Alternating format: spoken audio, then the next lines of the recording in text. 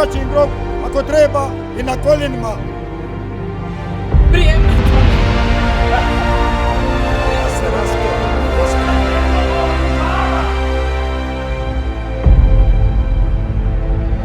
Čekajte još 5-10 sekundi u vrh glave i onda mora kubura upaliti.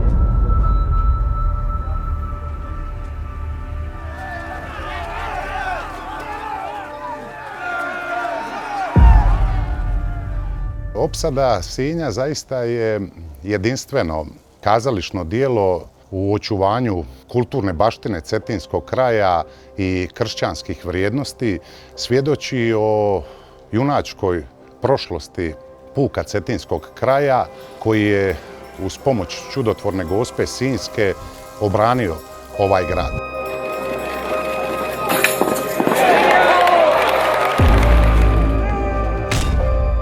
Pred zidinama malene Sinjske tvrđave stoji vojska Osmanskog carstva, jedna od najvećih vojnih sila sadašnjega svijeta.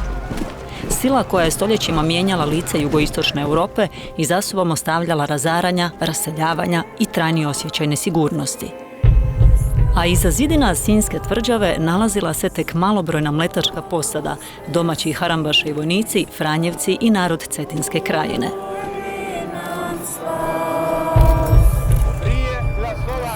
Moja je uloga u predstavi jedna važna uloga jer se radi o čovjeku koji je u ono doba i kao kulturni radnik, i kao crkveni čovjek, i kao politički radnik učinio puno.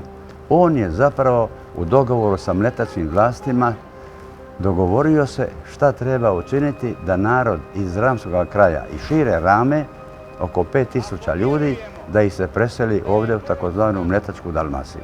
Međutim, Turci su našega Frapavla zarobili.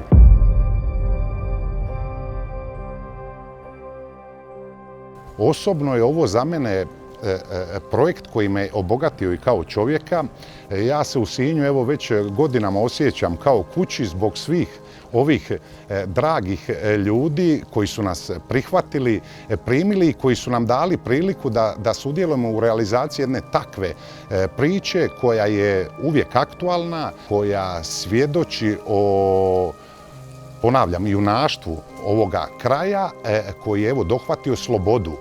Ona je aktualna jer ta borba za slobodu traje i danas na neke druge načine i pokazatelj je svim mladim generacijama kako se žrtvuje za svoj kraj.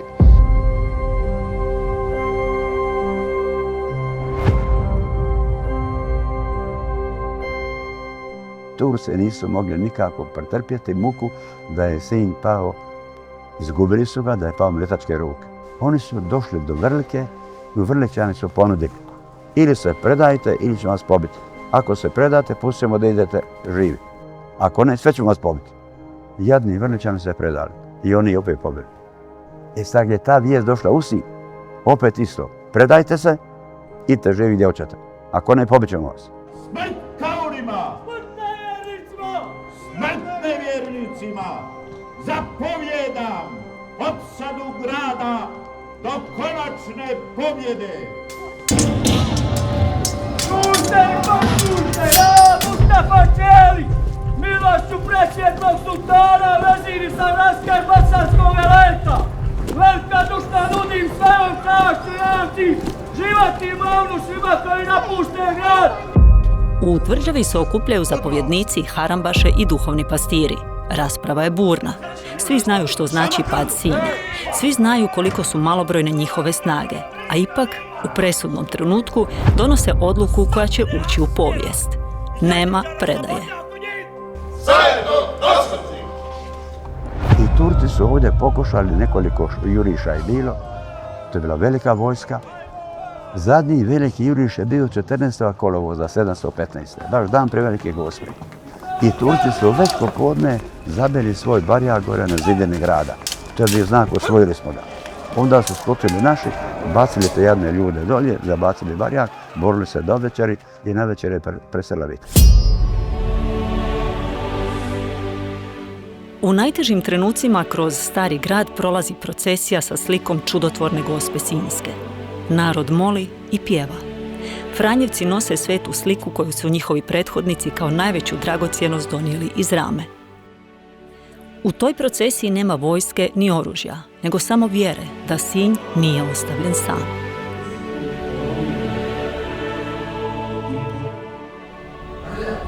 Možeš ti odavde? Doće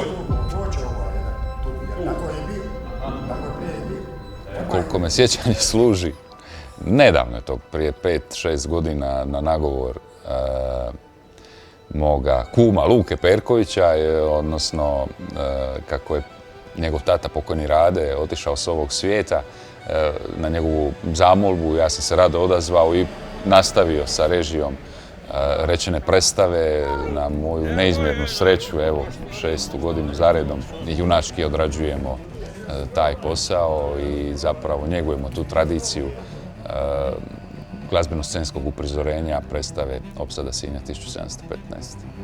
Povlačiš se, ti se povlačiš. A, dolazi nam počin. Za ovu predstavu veže me posebna emocija. Naime, moj pokojni otac Rade Perković godinama je režirao ovu predstavu s ovim sjajnim ljudima, gradio ovu priču, dodao nove scene, osvježio je prema tekstu, naravno, Velimira Borkovića. Ja sam godinama s njim dolazio u Sinj, ovaj predivan kraj predivnih ljudi koji su, evo, i mog oca i mene primili otvorenog srca. I evo, nakon njegove smrti 2018. nastavio sam rad na ovom povijesno-scenskom spektaklu u ulozi producenta. Ja sam tu nekakve svoje stvari po nekom svom nahođenju, po svojoj nekakvoj estetici promijenio. Dosta sam radio s glumcima koji su za amatere izuzetno talentirani. Ne samo talentirani, nego ja vidim u očima tih ljudi i po njihovom dijelu da je njima stalo, da su oni, što se toga tiče, radoholičari. A ja volim takav pristup, profesionalni pristup, makar su amateri. Tako da mi iz godine u godinu, ja bez lažne skromnosti usuđujem se reći da su oni dosegli nivo profesionalnih glumaca, da im je taj tekst stvarno legao, svaka rečenica na svoje mjesto i vidim na njima da su počeli uživati. Naši bedemi to neće izdržati. Izdržat. Ako mi izdržimo, Mlečiću.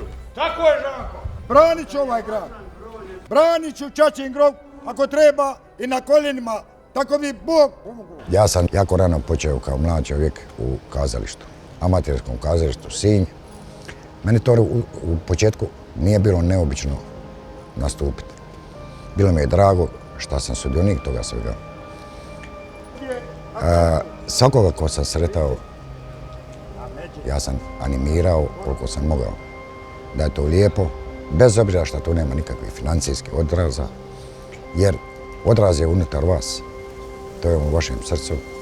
To su jedne uspomene koje vas nose, elan u vama, drži vas to cijeli život.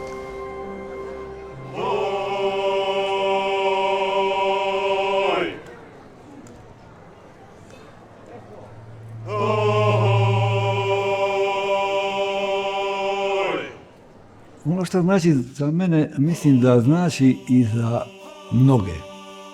Tu mislim i na cijeli taj tim ljudi koji učestvuje u toj izvedbi, a to je da nas ta predstava podsjeća na neke vrijednosti koje danas ili su nestale ili više nisu dovoljno izražene.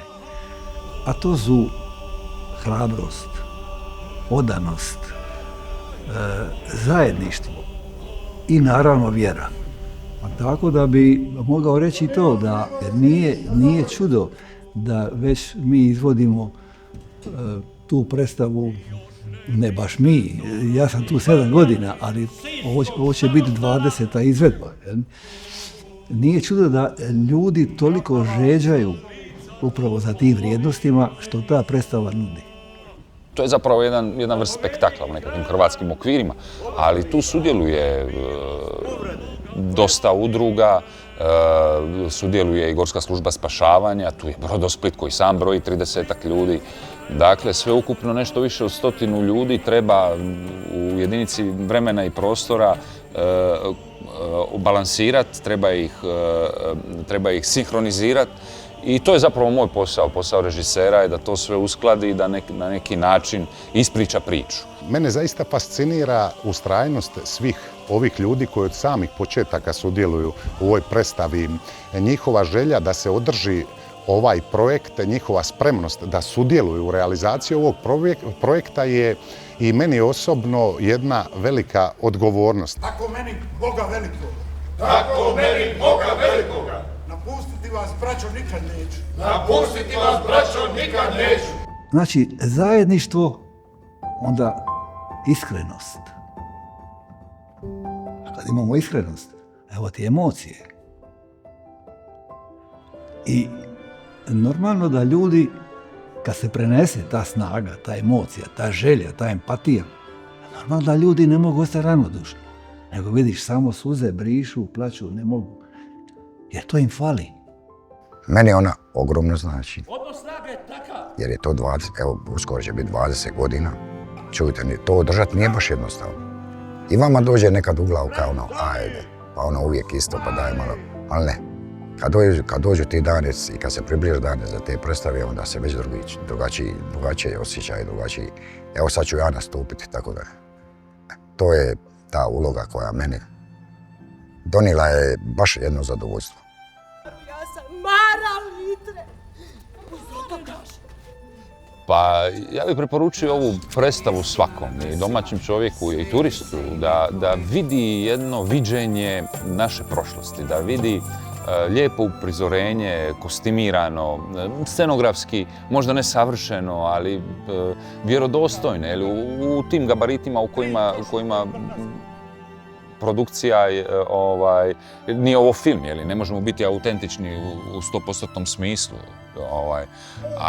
ali je sigurno negdje naznačeno i ta emocija se dobije onog vremena i onih okolnosti i onoga što su sve naši preci prošli da bi evo mi danas mogli uživati u slobodi, da bi mogli promišljati, biti u neku ruku, ne u neku ruku, nego evo, suveren i slobodan narod.